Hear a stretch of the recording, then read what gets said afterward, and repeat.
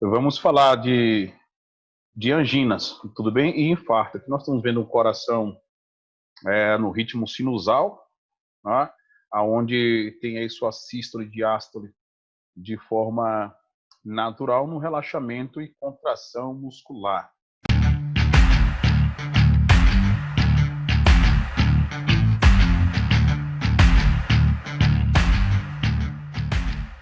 Então, o que é infarto agudo do miocárdio? O que é infarto do miocárdio, né?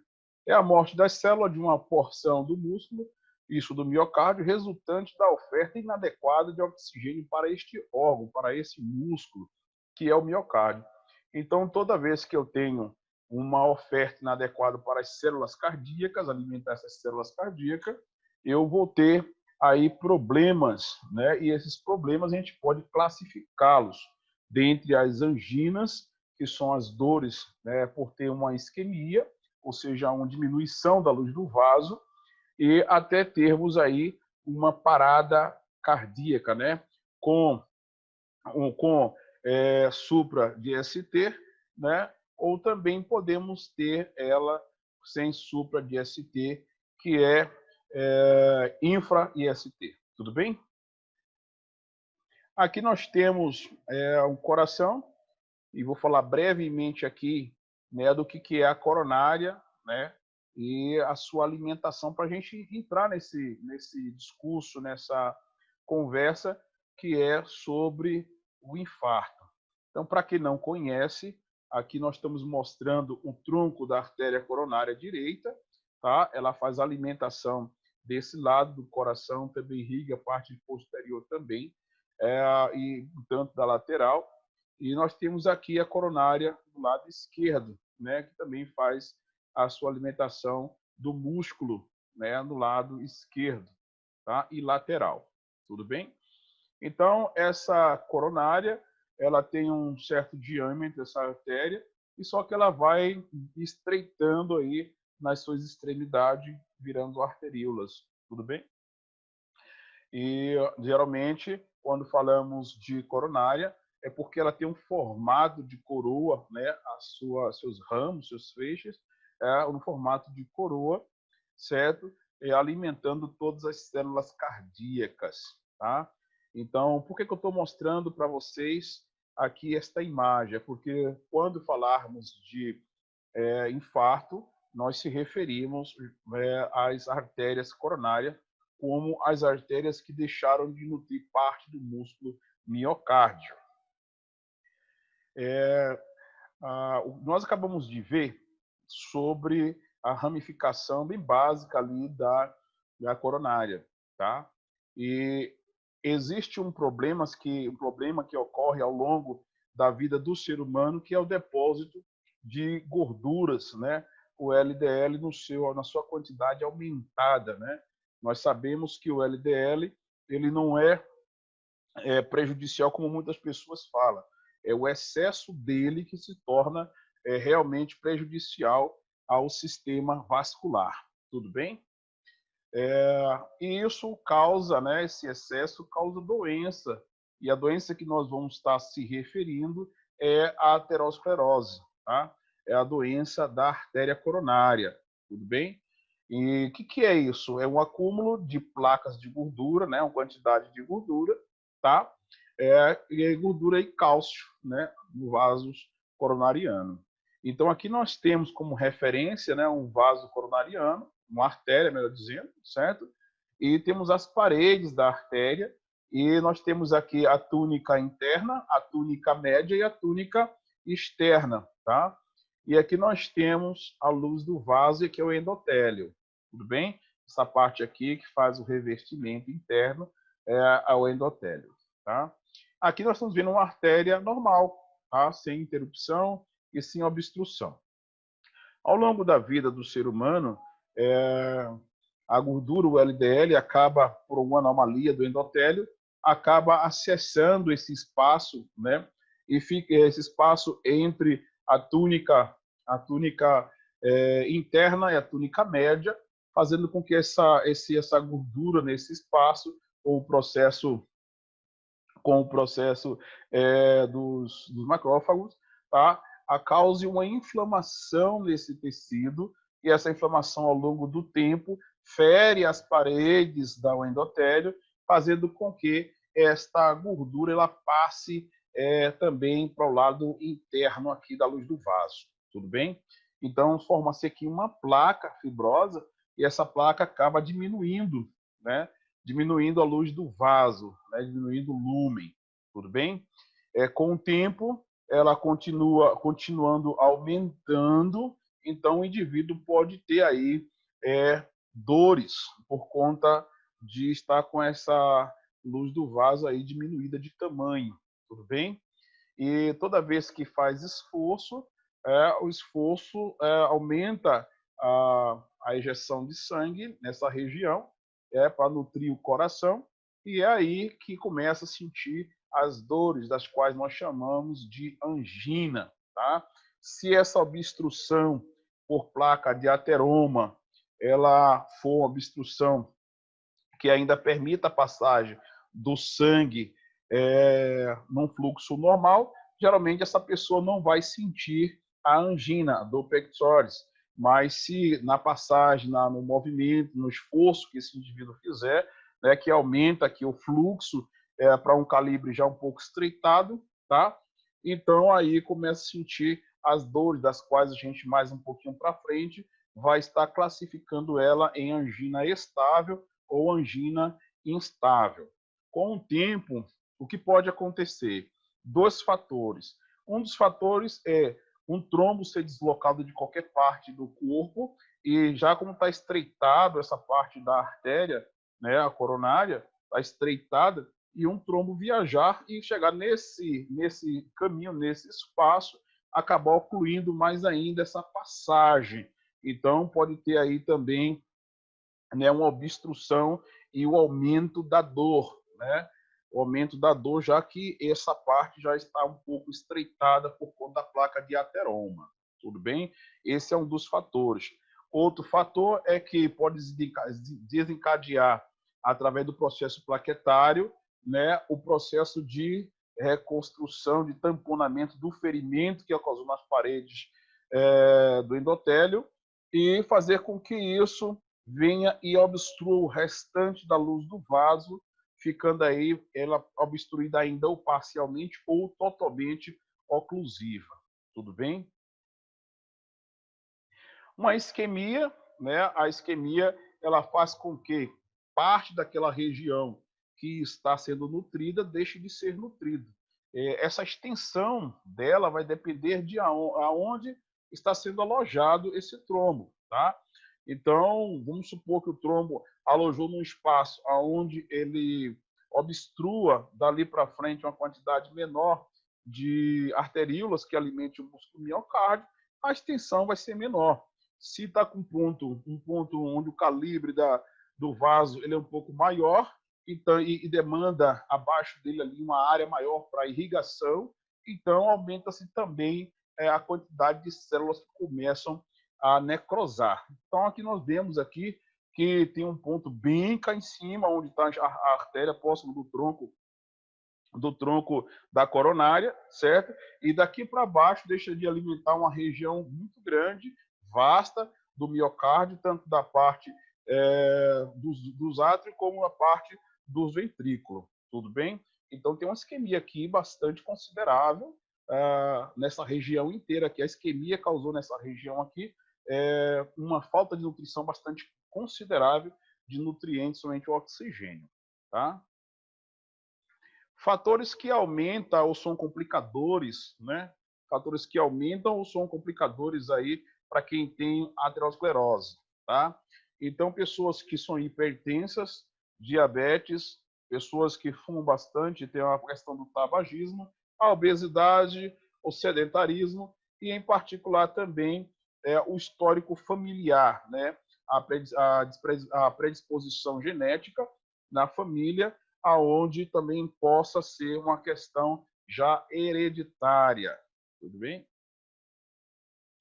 Quanto às angina pectoris, tá? Que quer dizer dor, né? Opressão. Então essa dor no peito, né? Muito conhecida como angina pectoris, é o termo da medicina, o termo da área da saúde usado para descrever a presença da dor no tórax, né, ou desconforto devido à doença cardíaca, tudo bem?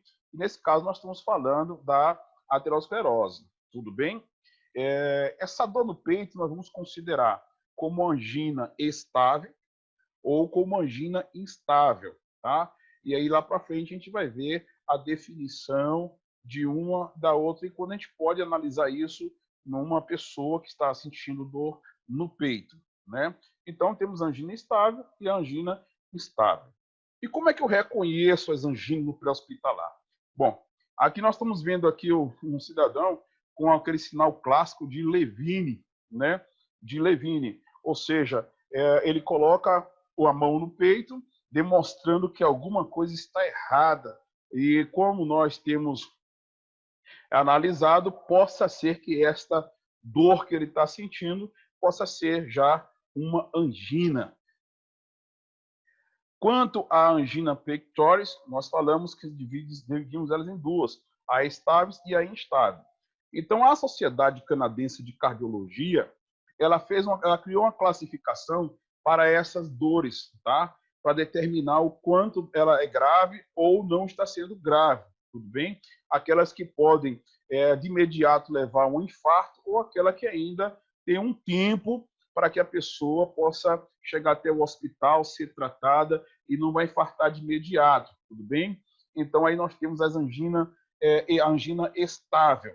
E a angina estável é classificada, segundo a Sociedade Canadense de Cardiologia, em CCS1, CCS2, CCS3 e a CCS4, tá? Então, são dessas classificações que nós vamos ver aqui nessa tabelinha. Então, a angina estável, aqui eu coloquei uma observação, né, de CCS1, CCS2, que pode também estar incluso na CCS3 como angina estável. Porém, a angina instável, já na CCS3, né, ela mostra para a gente já uma situação já preocupante. Né? E por que preocupante?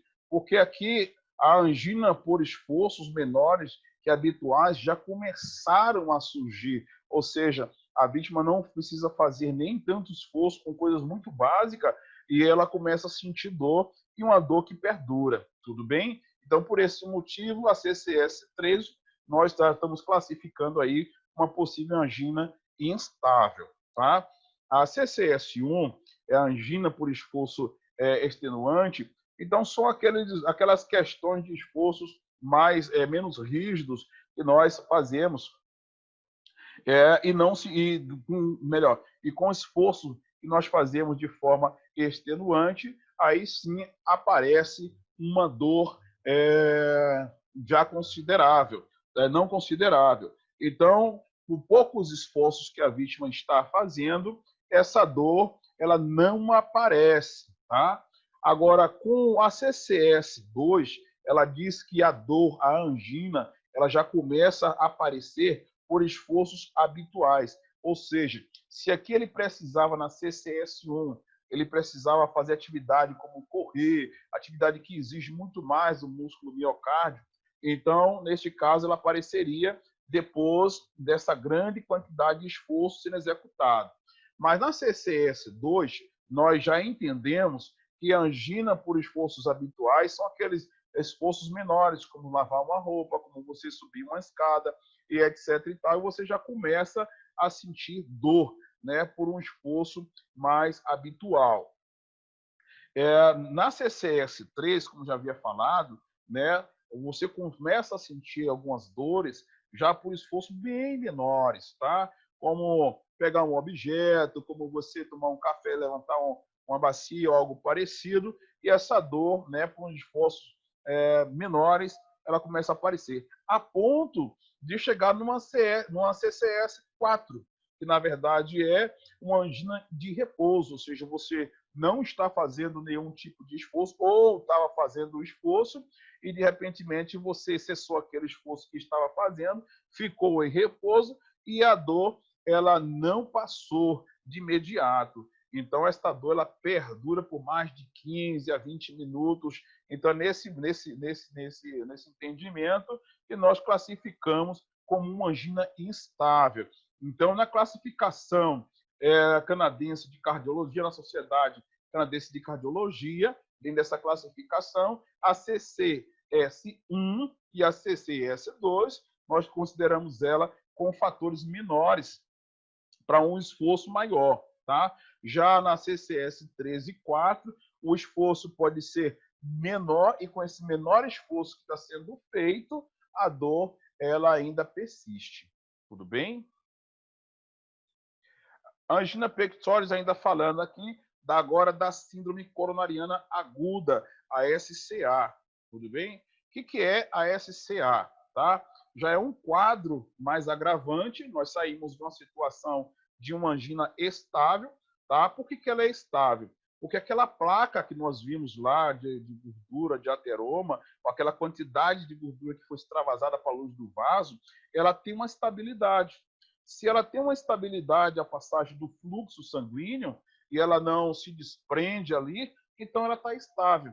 Então, nós temos a luz do vaso menos oclusiva, do qual está passando ainda o sangue de forma que não consegue deslocar aquela placa que já está naquele local. Então, aí nós temos uma placa estável. Por isso, a angina ela é estável.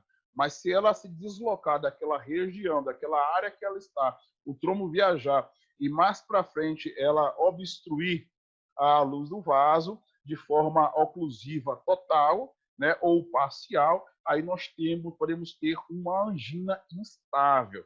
E a angina instável, ela é mais preocupante para nós do que a angina estável. Por que ela é mais preocupante para nós do que a estável? Porque a luz do vaso, para nós aqui, ela está bastante já diminuída por conta do trombo no local, ou pelo processo plaquetário, tá? Que foi causado ali para a defesa do sistema, daquela parede, né? Então, por estar mais fechado, então o indivíduo, a vítima, sente dores mais fortes, são dores instáveis, essas dores não passam. Então, ele ainda que esteja em repouso, a dor perdura por mais de 15 a 20 minutos, tudo bem? Então, há uma preocupação maior nessa angina. Existe a classificação de Brown, que internamente, no intra-hospitalar, é utilizada para fazer aí a análise da gravidade e deterioração dessa vítima, tá? Em frente aí às anginas. Tudo bem? Dentro dessa síndrome coronariana aguda, não é só a questão da angina instável. Nós temos também o infarto agudo do miocárdio com supra de ST, tá? E podemos ter também o infarto agudo do miocárdio sem supra de ST, ok?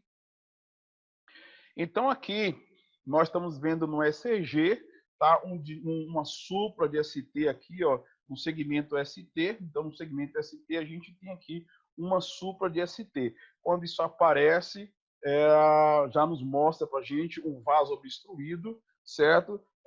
Se eu encontro mais de dois complexos com elevação em supra de ST, em mais de uma derivação, mais de duas derivações, então se comprova que está acontecendo ali realmente uma obstrução total do vaso, tá? Ele está indo ali, ele está em uma condição aonde as células miocárdias já começaram a sofrer por conta da isquemia, tá? E deteriorar as células do coração. Então, isso demonstra, na verdade, que nós temos um infarto, uma parada cardíaca já ocorrendo, porque já começou nesse processo já a deterioração das células cardíacas.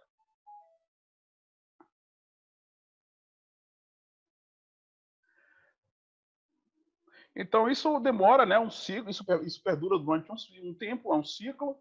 Então, a artéria saudável, aqui tem uma simbologia, né, do que ocorre, da fisiopatologia. Então, tem aqui uma artéria saudável, essa artéria, com o tempo, vai acumulando aí um tanto de gordura, né? O LDL, ele acaba entrando aí, rompendo a placa do endotélio e entrando para a túnica, entre a túnica interna e a túnica média, e fazendo ali já o depósito de gordura. Com o tempo, né, já está se formada aí uma placa de ateroma, então essa parede é destruída, a parede já foi destruída, tá, do endotélio, e toda essa parte de gordura já está do lado de fora dessas paredes, já na oclusão aí da luz do vaso. Formou-se aí uma placa de ateroma. E com o tempo, pode acontecer aquelas duas condições que já falamos, tá? Tanto um trombo pode ser deslocado em outra região do corpo, como pode também um processo, né, de defesa, processo plaquetário, fazer aí uma obstrução do vaso de forma tal que essa vítima venha entrar em uma parada cardiorrespiratória pela quantidade de célula que já não está sendo mais nutrida, deixou de ser nutrida, né, por conta do aporte de oxigênio e nutriente, tá? Então, quando eu tenho um vaso aí que ele está praticamente todo ocluído, tá? Ele está todo ocluído, eu tenho uma supra de ST que demonstra isso, tudo bem? Pode ocorrer também um infarto agudo do miocárdio, tá? Com uma infra de ST, tudo bem? Então vamos lá.